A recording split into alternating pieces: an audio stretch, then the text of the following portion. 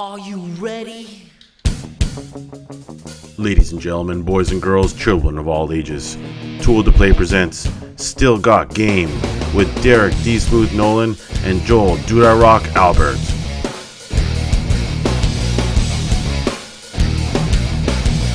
This episode of Still Got Game is brought to you by ThinkGeek and the Craft Beer Club. Hey now! Welcome back, ladies and gentlemen, to Still Got Game, episode 348. Still Got Game is the official podcast of ToolToPlay.com.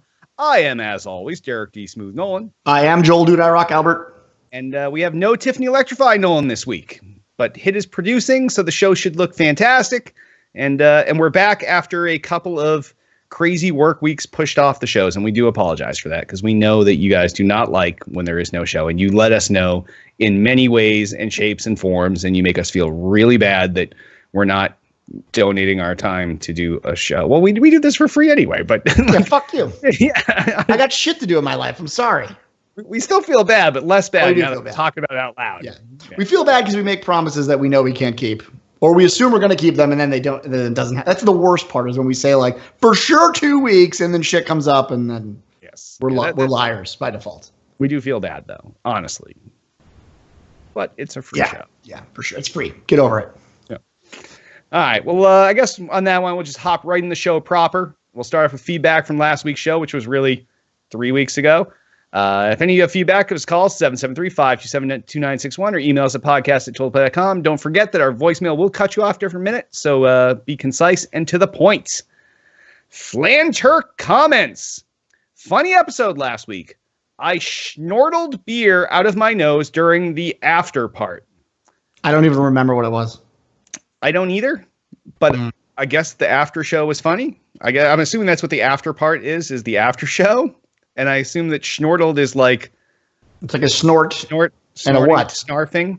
Snarfing? I call it snarfing. Like when you Well, what do because you what's call the sh though? Snort.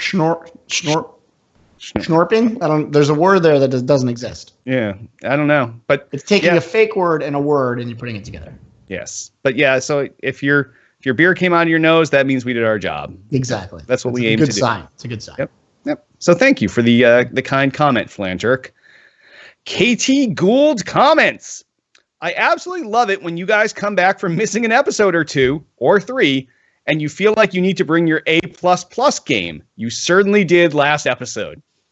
It's weird. I feel like we're awful when we come back after a hiatus. Maybe people just miss us so much that Yeah, anything I don't know. seems awesome. We're just like, oh, we just phoned it in, and they were fucking baller. Because I always feel like super rusty and like, what do we do again? So yeah, I mean that's great if that's what you believe. So hopefully we're doing the same thing tonight after coming Yeah. off 2 weeks. We're bringing Boom, it. we're fucking A++ game. Deal with it. Holla. All right. And last but not least, Rayburn2999 comments. D Smooth was not wrong about the Xbox One S in the last episode. All games are upscaled to 4K, and Gears is the first game to take advantage of HDR on it. He probably said something else wrong during the episode, but he was at least right about that. This dude's an idiot. That's I not what was said. You said it was a 4K game. It is not. It is not native 4K. Everyone knows that it's upscaled to 4K. That's not anything that was debated. I know that the games are upscaled to 4K. Gears of War is not a native 4K game. It would be upscaled just like any other fucking game. It's a native HDR game, though. Yes, who gives a shit? That's not what the argument was. I mean, thanks for coming to Derek's aid, but you're a fucking moron. That was not what the discussion was. Well, you know, it's like, I don't care. Yeah, I mean, like, you know that I don't give a shit. It doesn't matter to me. I mean, he could send another. Here's the thing: is I think the attacking is good because I feel like he's going to come back, call me an idiot too. I'm totally fine with that. Feel free to give me your feedback on how you think I am as a game commentator. It doesn't bother me. But the point is, Gears of War is not a native 4K game. Your game will look no better. The whole upscaling thing to me is always a weird thing. I mean, your game will look marginally better, I suppose. I agree with that. I wouldn't say it would look no better. Yeah, It will look, right, because upscaling inherently it's going to look better. But the difference between a native 4K game and an upscaled 4K not game even compare. is a different world. They're not within the It's same. like back when you had a progressive DVD player and it would upscale to to your 1080p or and you're like, well, it's really 480p content, but it's being upscaled to 1080, and it does look better. But it does. Yes, it does. Now, the HDR stuff is totally true, and really the benefits that you're getting out of that are the frame rate lock-ins that it's going to provide for you. So it will be a much smoother and crisper looking game in terms of the gameplay. But the graphics will not. The blacks and the whites whites are darker. Yeah, right. Like everything about it becomes a little sharper, crisper, and smoother in terms of the frame rates. It won't make the graphics any better. It doesn't do anything to the game that makes that do. But performance-wise and how it actually renders on screen, definitely a boost to what you would normally be used to. But yeah, there are no. I just don't. The reason I hit you so hard there is because I don't want to give the impression to any of our listeners or viewers that like buying an Xbox S will give you any sort of native 4K. It's just such a big difference. Well, it'll give you native 4K on your 4K Blu-rays. Yes, of course, yes. And that's one of those purchases where, and I think Derek and I both said it, like I don't see myself buying it. It's possible because it's with the Black Friday sales. If it hits a Black Friday, it might be a cool thing to pick up because I have a 4K TV. But I would never buy a 4K TV for an S. It should be the other way around. If you have a 4K TV laying around the house and that's what you're using right now, and maybe you don't have an Xbox, you should surely buy this. If not, you should wait. You should wait. When the Scorpio comes out, you can buy that shit and totally worth it. Yeah. All right. I apologize to you, but go fuck yourselves. That's how we apologize on this show. We slap you with one hand, we cup the balls with the other. It's as good as you're going to get from it. All right. Well, if any of you have awesome feedback like these guys, give us a call, 773-527-2961, or email us at podcast@tooltoplay.com. And on that, why don't we hop on over into what we're playing? Joel Dude I Rock Albert, what are you playing this week? Overwatch Destiny, that's my mix right now. Overwatch just had a release of their new character, Sombra, so I've been on there playing competitive, trying to get up to Diamond. I'm pretty close, almost there. Keep getting turds that I play with that lose my rank for me. And then just Destiny Raids. That's Destiny Raids every Tuesday, Thursday. I've been doing that for a while now. Still fun, still having a decent time so far. I can feel the interest waning a bit with the crew, and just not even just myself, but just the team that I run with. But the challenge modes are great. This week's challenge mode, Axis's challenge mode, is awesome. It's to me one of the best challenge modes that they've done so far that actually changes gameplay enough and creates something that I think is a lot more dynamic in terms of team play and communication. Probably one of the best challenge modes they've done. I actually kind of feel that way about even the first challenge mode too. They're both very well done. So congrats to them on that. I really wish there was more challenge modes. Having two is really fucking lame. Yeah. And I think a Zamboni has so many options for challenge. It's just insane. There could be so many things you could do there. Especially where that one didn't even really get that much harder and hard. Yeah. It almost got easier. Yeah. Like we felt that the best way to play that is actually to do less. Like the way that, if you've done the raid, the way that plays out, if you just take your time, like really your sweet ass time, you can do it without even thinking. The problem with that content is that it's way too slow. They're too generous with how much time you have. You can do that with 3 people dead, and you're good. Yeah, we finished it 2 nights ago with 2 guys dead, but still, two guys died as we were running across. Yeah, like at the beginning. Yes, like they can do it early. It's fine. It's no big deal. Yeah. So there's some missed opportunities there, but I understand they probably got that out as quick as they could, which is fine. But yeah, so I'm still playing Destiny, still enjoying it. 400 on every character, I think, except for 1. So I'm ready to be. It's interesting because they've accelerated this expansion way faster than any other of the ones previously, which is odd because this will probably have the longest gap in content. Yep, this is the one that carries us to Destiny 2. Yeah, I'm not really sure what the thought process is there. It's a little weird to me, but it's that's where I'm at. What about you? I'm playing the shit out of Destiny also. Did tons of Iron Banner last week. Got all my guys up to 400. Doing the raid, having a good time with that. And I'm looking forward to Sparrow Racing coming back next month. So it's going to be a different Sparrow Racing. Don't give me that. Don't give me that thumbs down. That's the fucking piece of shit content. Yeah. No, Sparrow Racing was fun the first time around, and it was a nice little change up. Gave you a chance to do something Destiny while not having to change games. You get to stay in Destiny and do something different. And that's all I'm hoping If only that game was not awful. Well, I think that's what they're saying this time around, is that they're changing it up to make sure that it's not that same thing. We'll see. Yeah, I mean, look, any content is good for them, especially, again, with the content drought that we're probably going to be faced with for the next several months. They need to sort of beef up their holiday shit as much as they can. Because it's just the light stuff. Like, I never liked holiday events, even in WoW. I don't like them in any MMO. They don't appeal to me in any way. But the more they can do, the better. If they can just get some more differences in content out, I think people will be happy. I know me as a gamer, once this raid gets old, I will absolutely quit, and that's just how I am. It'll be stale for me, and I'll be bored, and I'll be out. So it's gonna suck because there's a drought there. But I do have Gears of War, and I do have Titanfall, so I do have sort of the double. Yeah, I got Titanfall waiting in the wings too. That's That's the great thing about right now is there's a lot of games to play. So even if there's a break, I probably will eventually pick up Battlefield 1, probably for Black Friday because it'll be super cheap. There will be a lot of games out there to play, so I'm not worried. Nice. And other than that, just still playing Pokemon Go. That's my during the day game of choice. Good for you. Yeah, you got to do it. Got to catch them all. Yeah. All right. Well, on that, why don't we hop on over into the new releases? And there are literally no new releases out this week. So since we missed the last 2 weeks, I will just do last week's new release. We won't go back 2 weeks, but we'll do last week's and talk about it. So out last week was a multi-platform release, and it is Watch Dogs 2, and that's out for the Xbox One, the PS4, and later this month on the PC.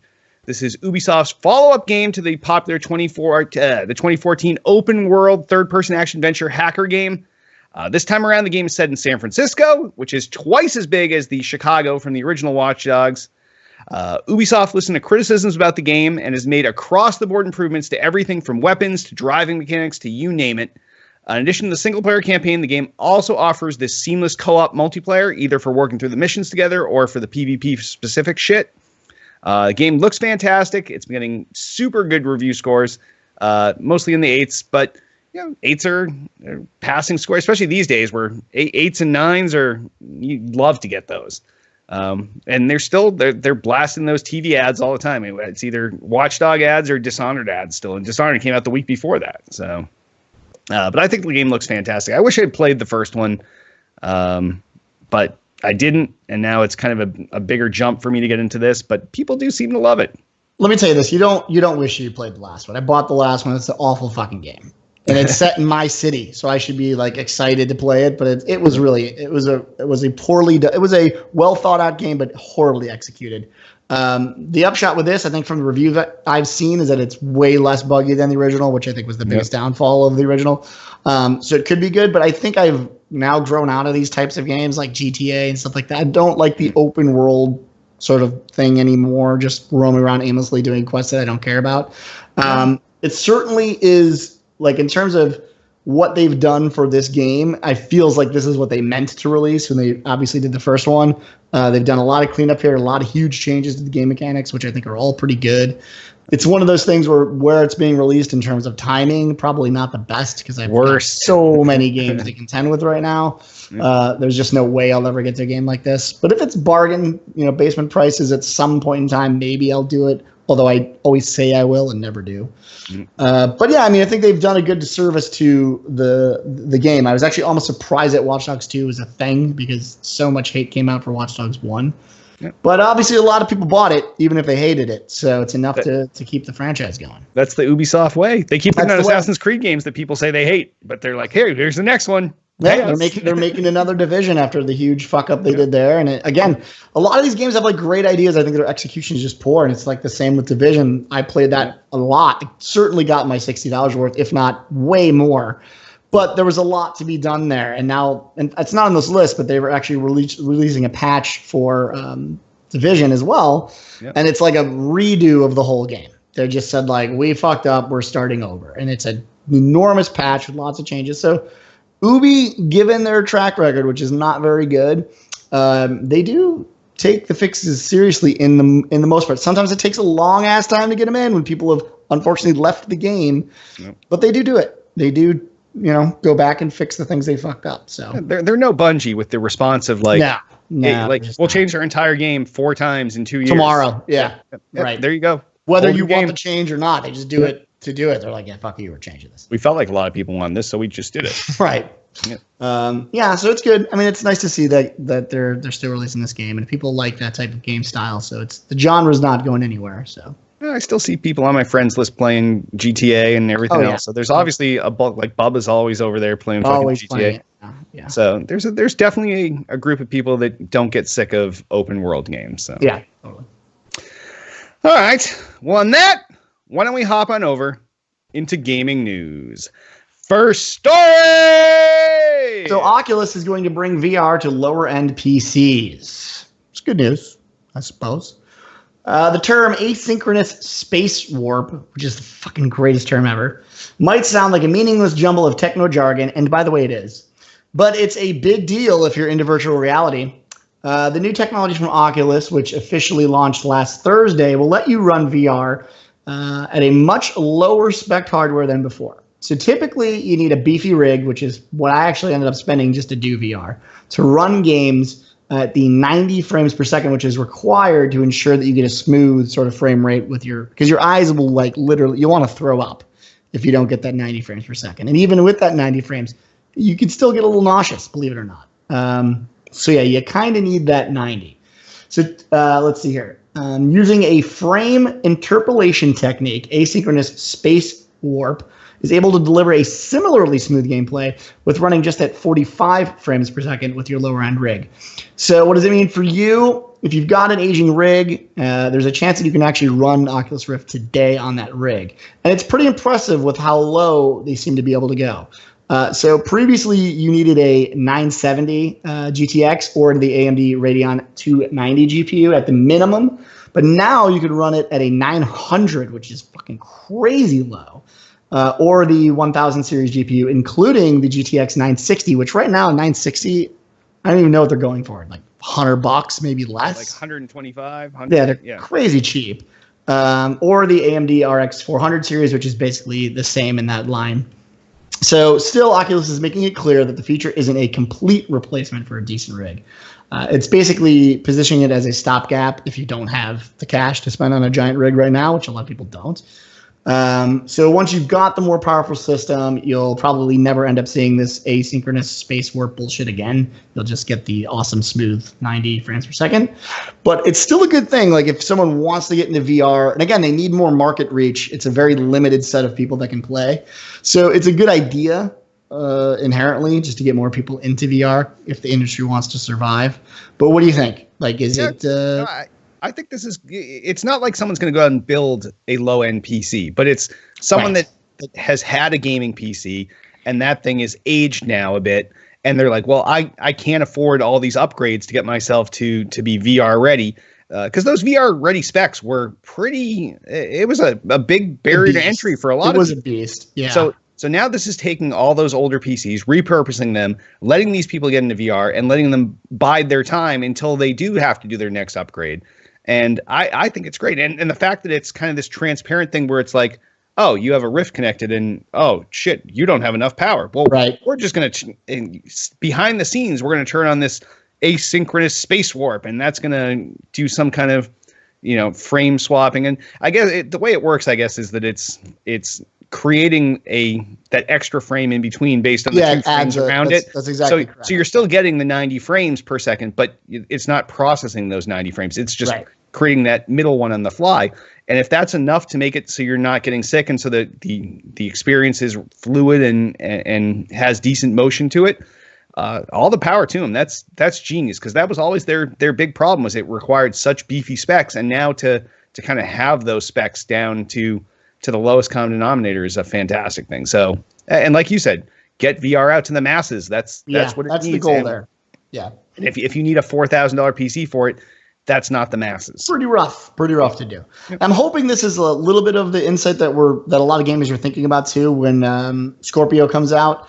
So Scorpio is going to be right around that minimum spec for VR. So it might help in that system where, they want to push a more in-depth game, but won't be able to retain the 90 frames.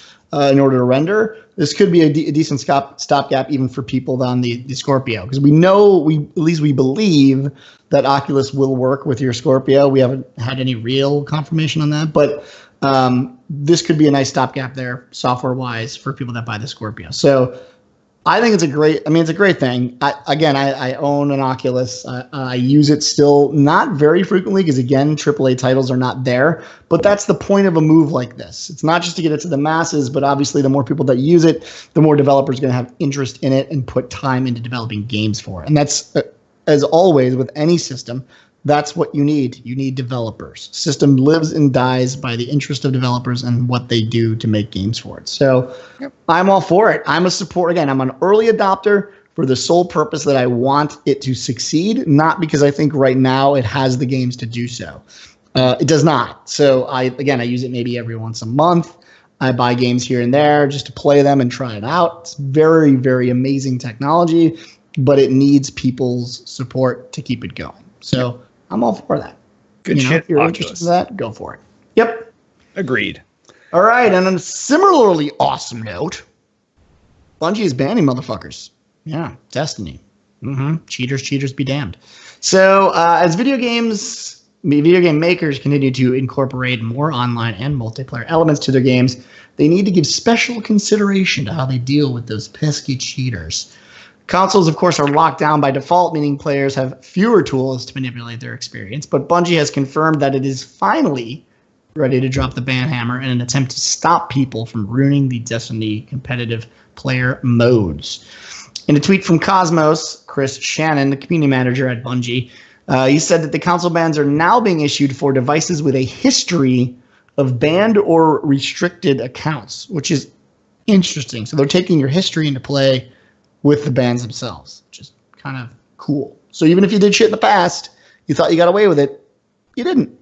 So let's see. If a gamer receives a account restriction, that's it. They will not be able to play anything until that suspension actually gets lifted, which is kind of nuts. It's kind of a blanket ban. An activity restriction, however, is a lot more specific. Player would be banned from playing a game mode in Destiny like Iron Banner or Trials of Osiris, and they may also lose all of the gear and emblems that was associated with those wins. So anything you got as a drop could go away. It's fucking awesome. So many players enter Iron Banner or Trials of Osiris to level up their character with specific multiplayer items. So Bungie is looking to impose a virtual equivalent of taking the cheaters' toys away, which is probably one of the best ways, I think, to get cheaters. Like, just banning is never enough. People expect the ban. They play knowing that eventually they will get banned, and then they take a 5-day break and they go back and they do it again. It's no big deal. But if you lose your progression, then it's kind of a decent deterrent. Hopefully it's even more than that, but it is what it is. Bungie says the Xbox One and PlayStation 4 players will be given one of these penalties if they play Destiny on a modded console, which in my opinion should be banned for life, or have altered the game's software in any way. Bans will also be handed out to gamers who use third-party apps to change the way Destiny operates, which includes the use of apps or services that impact players' connections. So this is specifically when people DDoS other players, which happens, I think, more frequently than people really realize. It is a fucking huge problem. So that's awesome. And that's mostly in, like, again, Crucible playlists, Trials of Osiris, and especially Trials of Osiris when people are trying to win their 9 games. You will get DDoS like a motherfucker. So yeah, ban those guys. Over the past few months, players have taken to the forums and the game's subreddit to complain about these DDoSes, which involves slowing down their connection so that a griefer can win the multiplayer battle without actually even doing anything. Bungie also warns that players on consistently unreliable connections will receive a warning as it ruins the experience for other players. This is one of those things that people freaked out about, but it is great. Think about it. Every time you're playing someone there's 2 guys in the other team red barred, and you're like, I shot that guy like 4 times, and then he killed me somehow, and he's still alive. No. It's certainly controversial because I've been that guy. I live in Chicago. Comcast blows a lot, and I've actually been worried to play before. And what I've actually done is just not played, believe it or not, because I don't want to have that warning.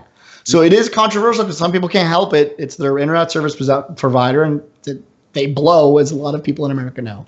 But overall, for the health of the game, it's a good idea. So I'm still for it. So Bungie will impose limits on accounts, meaning that those accounts that are caught will be allowed to return to the game once they have time to think about what they've done in their little corner. However, if they repeatedly fuck up, then banned for life. So It's good, right? None of this is bad. This is awesome. And Bungie have always been good in the past, back in the Halo days, laying down. The ban hammer was really a Bungie thing. They pioneered the Bungie ban hammer. That was really their gig. Yep. Totally. And so now to see it, granted, it took a while to come to Destiny, but to see it finally come and to be in such broad terms and broad and specific at the same time. It's a broad set of things that can get you banned, but very specific as to you do this is what's going to happen. You do this is what's going to happen. So no one can say, "Oh, I didn't know." No, you know. They've told you outright what's going to happen. You DDoS someone else, and you're the only guy with any connection to the server when you're playing. Hey, that was you that fucked up, and you're gonna feel the pain for that. Or, you consistently end up winning games because everybody else times out. Well, you're going to pay for that. And I think this is good news, and I can't wait for Absolutely. This. And to go that step further and have the slow connections, the ones that, again, are like red bar, like I just said before, I mean, as a person who's had a slow connection, I still support it wholeheartedly. One of the things with Destiny that is so frustrating, like Derek said, is when maybe they're not cheating, but there's a fucking red bar on the other team, and you sniped them 18 times, and they still get the drop on you in a game that is an FPS that requires precision, especially with sniping and things like that, or even a shotgun run. It's insanely infuriating when you don't win those battles, and it's because of the red bar, which again happens a lot on Destiny, way more than you would really hope for. Yeah, sometimes you question, you question: do they have a shitty connection, or are they cheating? And you don't know. Yes, and you don't know. That's the problem. And that's Bungie's problem, because they don't know either. So I'd rather them have the broad swath of being like, okay, we have to do this in a more general way to make sure we catch these guys, because if we limit it and say this, well, we may be missing a ton of cheaters that are fucking you over. So I think that's totally right. Yeah, good job, Bungie. Yep. Well done. Well done. All right. Next story. NBA 2K17 is offering in-game rewards to Fitbit users. WTF. Yeah, I'm with you. there, Hit. Giving the thumbs down. Developer 2K Games has come up with a unique way to incentivize gameplay, which encourages NBA 2K17 players to get off their asses and be more active. The San Fran-based, and of course they're San Fran-based, or else this would never have happened, studio has teamed up with the fitness tech specialist Fitbit to reward NBA 2K17 players who take at least 10,000 steps a day with in-game perks and bonuses. Once players surpass that milestone, either through sheer force of will or by standing on their Fitbit or, just attaching it to your pet, which is probably the best move, the game will promptly apply a temporary attribute boost to improve their performance in the next 5 games they play that day. The initiative, which is being rolled out on the 25th of November, will only be available for those who own a PS4 or Xbox One version of the game. I feel like this is dumb. This is weird. What do you think? It's I'm not sure who would have initiated this. Is 2K, did they go to Fitbit and be like, hey, okay, we want to use your data for people and provide this? Or was it a Fitbit thing? And because Fitbit is waning on their popularity as the fitness tracker of choice. True. Early on, Fitbit was the only game in town. The only, right. And then Nike came out with their Fuel Band, and now there's a million no-name ones. Even Garmin, the fucking GPS people have one. Their own. And or you got your Apple Watch now that does everything. Like my fucking Apple Watch tracks all my fitness every day. It's telling me I hit 2. Look at all of us. Oh, fucking! This is like some kind of fucking Wonder Twin Powers thing going on here. But yeah, the Apple Watch 2, yeah, the Apple Watch 2 does all this shit like all day long. I get like you've done this requirement. You got your stand goal. You got your. It's even better because it's so much more. I mean, people say that, but it's more invasive. It's like, hey, fat ass, get up. Or it'll be like, yeah, hey, you should breathe a little bit more. Stand like, up, breathe, breathe. It's like, oh, okay, I'll do the breathing. You get them all the time. You're like, oh shit, I gotta meditate now because my watch is gonna be mad if I don't. I mean, there's way more to it than just the old Fitbit, which again is like, it's technology that was really simple. As a piece of hardware, Fitbit is dumb. It's a dumb piece of hardware. So it was easy to copy. And now I feel like you're right. This is like they're just looking for it's a gimmick to get excuse. Them some publicity. Yeah. Because even with the Apple Watch, like I've added my kids and Tiff, but I could add you. And when I hit my goals during the day, it's not like Fitbit, you could have friends, but you had to go to the website and see, oh, this is where my friends are. This is on your watch. It's like, oh, you know, Tiffany just met her daily goal. Oh, Haley met her daily goal and we got his goal. Like, so if I fuck it, I'm going to add you and Hit later. We're all going to fucking be fucking goal buddies. We're going to see who's sitting on their ass too much, Hit, or who's getting their activity during the day. Jay. But yeah, no, Jay's shaking it off though. No way. But yeah, I'll add you guys. Still, do this up. Yeah. It's like, I guess if competing against a device that's obviously it's like an Atari versus a modern console, and now you got to pick and choose, and you're just like, okay, I'm gonna get in bed with a video game because that's what people like, and we'll give them the equivalent of double XP, and it's just fucking weird. It's weird. I mean, again, I think it's like, I hate saying it because I owned a Fitbit, and at the time it was the only game in town, and they were awesome, but they're in sort of the death throes. I think they know, and if you guys have been following the company, I don't know why you would, but for some reason I have been. They're not doing well, right? They've bifurcated their market so much. They have 1 million devices and no one knows which Fitbit to buy. Again, I don't want to be on Apple's cock, which chat has told me that I am, but you buy the watch, you're done. It's just the one thing, you buy it, does all the things you want it to do. Fitbit has had to come up with millions of different devices and entries into that market, but you don't need that. When it was just a Fitbit, you knew what you were getting. You spent the $80 or the $90, you had a Fitbit, and you were done. So now they're like, games? No. I don't know. People like games. Stuff. And it's just like, it's lame. It's just a lame sort of like, see right through the marketing, don't give a shit, move on. Yep. Derek, what do you think about the story? Jay, this story has me saying, what the fuck? And on that, normally we move over the mailbag and voicemails, but we're going to do one of our first giveaways of the show today. Don't get too excited. It's a minimal giveaway. But if you are a person that plays fucking Titanfall, Titanfall 2 in particular, we have some Buffalo Wild Wings fucking nose art to give away for your Titan. So is this like a Fitbit thing? No, it's our version of the Fitbit thing. This is to make us more popular. So I'm going to give, for people that comment on the show thread or give us some feedback, I have a whole bunch of these to give away, but we'll do one on the show here. So what you're going to do is you're going to go to titanfall.com/redeem. And if you can't spell redeem, you don't deserve this.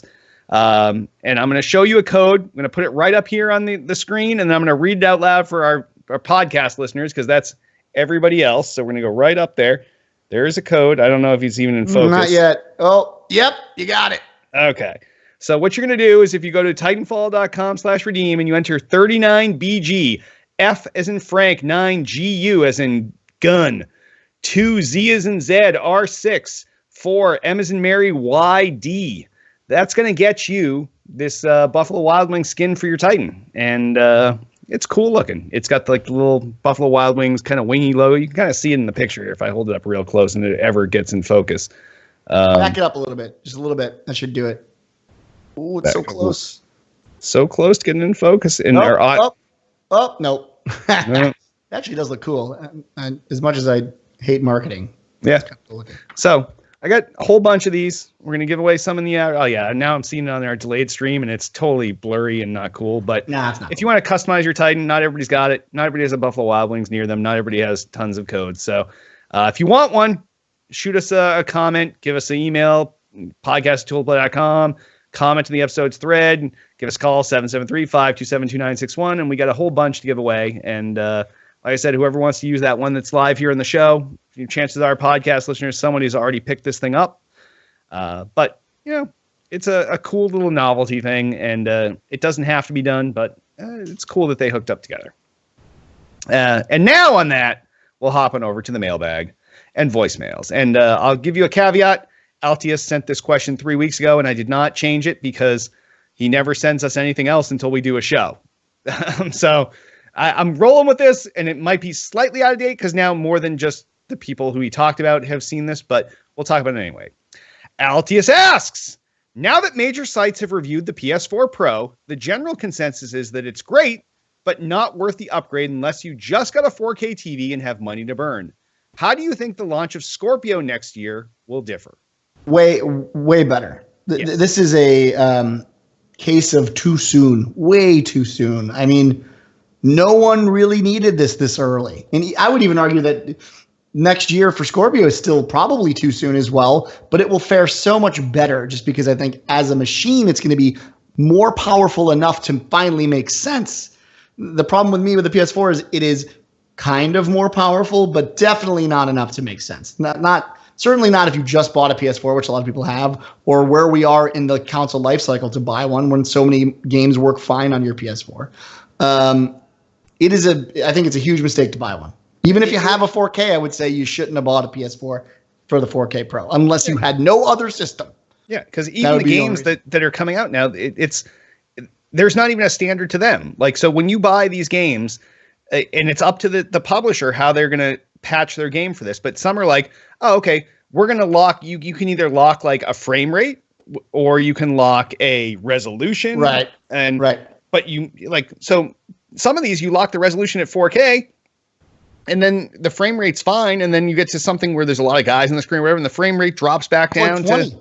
There's like games that like where frame rate will drop below 30, which is fucking awful. Yeah. Like, so really noticeable. There's not enough oversight by Sony on this. And the fact that it's left up to the games, how they implement this is not really a good thing. And I get, like you said, if it's your first console or your first Sony console and you were going to buy one anyway, and you have a 4K TV, well, it's a no-brainer. Pick that one over the other. It's what you're going to buy. But, yeah, sure. But it's not, and as all the reviewers said, it's not an upgrade thing. You're not going to, it's not worth, the value add is not worth you getting rid of your current console and replacing it with this. Yeah. But too soon. Yeah, too soon. But like you said, when the Scorpio comes out, I think it's going to be a different ballgame because that's a true 4K console, powerful enough to run 4K native. And I don't think we're going to have these same sort of marginal gains from it.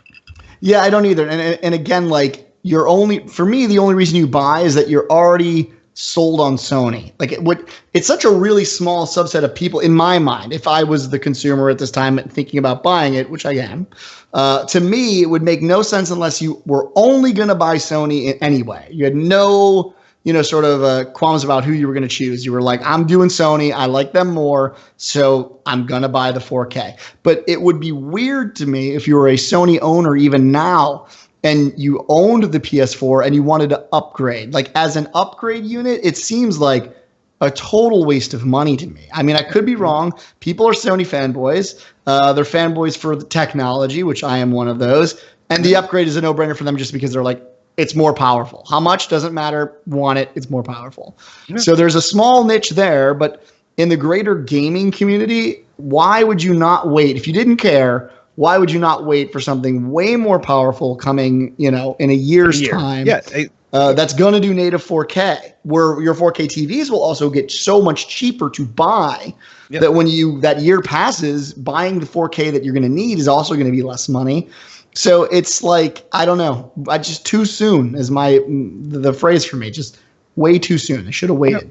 Yep. No, I absolutely agree. Or as soon as they saw Microsoft specs at the press conferences, they should have backed off and said, all right, we're going to give it more time. Go back to the drawing board. Maybe even just drop that part of your press conference. Don't even talk about it and be like, all right, we have something in the works. It's coming. We'll tell you more about it at Gamescom, or just buy some time and then come up with something different, because you can't put out a console like a quarter to half the power of the one the other guy's putting out the following year. Just because you're beating it by a year doesn't mean that people are doing it. Look at what the Wii U did. The Wii U put out an incremental one in between the console generations, and nobody wanted it. It was a piece of shit. And it's funny because people are now holding on to consoles longer. They got used to it with the 360. They got used to it with the PS3, having a system for 10 plus years, which I hated. So for me, this is it's one of those things where it's odd for me because I want a new system every 5 years. Oh, yeah. At a max. I don't like going too much beyond that. No. So for me, it's like, normally I should say to you guys, hey, that's a no-brainer, buy the PS4 Pro. It makes so much sense. But because it's where it is in time, compared to the Xbox One and the power difference between those two, with just 12 months difference, give or take, it really makes no sense to make that purchase. You should wait. You should wait and get games at native. Yes, especially where all these guys are now doing these fluid console launches where it's going to be the same software in a fluid release. Don't be surprised if Sony puts out something else in 2018 or 2019. Possible. You're throwing good money after bad because you're going to be buying another one of your precious PlayStations in a year or two. So, well, two probably. But, two, yeah. And the goal as a consumer should to be buying at a level of technology where they feel like they get that big bump. It's the same with a PC. We're now in the era for all these unfamiliar people that only play consoles. You can come to me, your guru of PC, and I will tell you the history of how things go. But it's the same thing. When do you update your graphics card? When is the best time to do that? And generally speaking, the best time to do that is when you feel like the money you're putting in is giving you such a value of increased performance that it makes sense for you to actually do it. And that's the thing right now. It is a decent boost in performance, but not enough for you to ditch out that much money on a brand new system to play the same games that you already own. It's just... You're not at that inflection point in my mind that would constitute me wanting to spend that extra money. I need to, when I buy a system or a graphics card, I want to plug it in. And then when I turn on my monitor, be like, holy shit, I want to know. You want to open up all the sliders and slide them all to max, ultra, shader, 1,000, whatever. Like you need that because you're spending a lot of money on something. And so the value has to be there. And it's just not there for me. Agreed. But great question, Altius, and it did kind of hold up after 3 weeks. So much appreciated. And if any awesome feedback like Altius, give us a call, 773-527-2961. Email us at podcast@toldtoplaycom. You can also come on us at you can also comment on this episode's thread on the Told to Play homepage. And sponsors! Remember, if you want to support our sponsors, you help support Still Got Game. We got 2 of them this week. It's Think Geek and the Craft Beer Club, and it's the holiday season. So if there's any other time that you have not helped us out, this is the time. Think Geek has all kinds of awesome geeky gifts, whether it's movies, sci-fi, fucking video game shit, whatever. Someone on your list wants them, and you're going to buy something at Think Geek this holiday season. We do every year. Like last year, we probably spent $500-600 at Think Geek across all the different people that we got stuff from there from. So if you're going to go to Think Geek anyway, go to toolplay.com/geek and do your shopping there. You will get Think Geek's best possible deals, and you will help us out. The Craft Beer Club sells beer of the month subscriptions in either, a single shot, 3 months, a year, and they're hand-picked craft beers. They give you some pint glasses when you subscribe someone to it. You can get it for yourself. You can get it as a gift, which is obviously people that want craft beer for Christmas. So sign them up, and if you go to toolplay.com/beer, you will get their best possible deal that's available right now. You don't even have to search for coupon codes. You don't need to go retail me not, whatever. It's already baked in as soon as you go to toolplay.com/beer. So no matter what your gift-giving thing is, or if you're just buying something for yourself, go to toolplay.com/geek or toolplay.com/beer, and Think Geek and Craft Beer Club will hook up your gift recipients with the best possible shit. Oh, all right. And if you want to sponsor us, give us a call, 773-527-2961. Email us at podcast@toolplay.com. You tell us what you're selling. We'll tell you pass. We will sell it. You pass. Boom. Done. Twitter us up. You can find everything Tool to Play related at twitter.com/tooltoplay. Everything podcast related at twitter.com/still_got_game. King of the internet, got everything that's fucking holy at twitter.com/Derek Nolan. And you can follow me at twitter.com/DudeIRock. Facebook the fuck out of us. Facebook.com/tooltoplay. Facebook.com/Derek Nolan. Facebook.com/DudeIRock. We also have a YouTube channel, youtube.com/tooltoplay. That is where we put all of our archive video content, whether it's this show, whether it's the coming back for the holiday season hits, quick hits, whether it's Tiff's uninformed interviews, immature interviews, whether it's old episodes of Thick and Thin with LB Hidden Duty, whether it's whatever. All these shows, the old episodes are available there. And we have some great old episodes. You can go see our friend Allie Baker on there. You can see Magoo on there. We have such great back history of shit. So go to the YouTube channel, youtube.com/tooltoplay, subscribe, and just browse our archives because there's plenty of cool shit there. Also, want to remind you, please rate and review the podcast on iTunes. We need some 5-star reviews. Give it 5 stars. If you want to type something nice about it, type something nice. These guys are gods. Derek D. Smooth is handsome. How does he get his hair to do that? Fucking gel. Whatever you want to put, it's just something nice to say. So go to iTunes, 5-star reviews, and write a little something nice. We also have a Twitch channel, which the people that are here right now know. It's at Twitch TV/Tool2Play.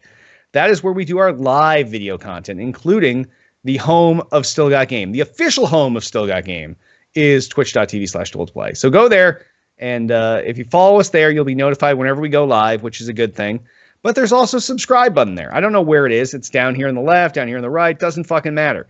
But what that does is if you take that small, minuscule amount of money and you subscribe to the channel, that directly goes to our pockets. And that's the way to give direct feedback to us that you like what we're doing, you want to subscribe, and you want to help us out. So go there, follow if you must, subscribe if you can.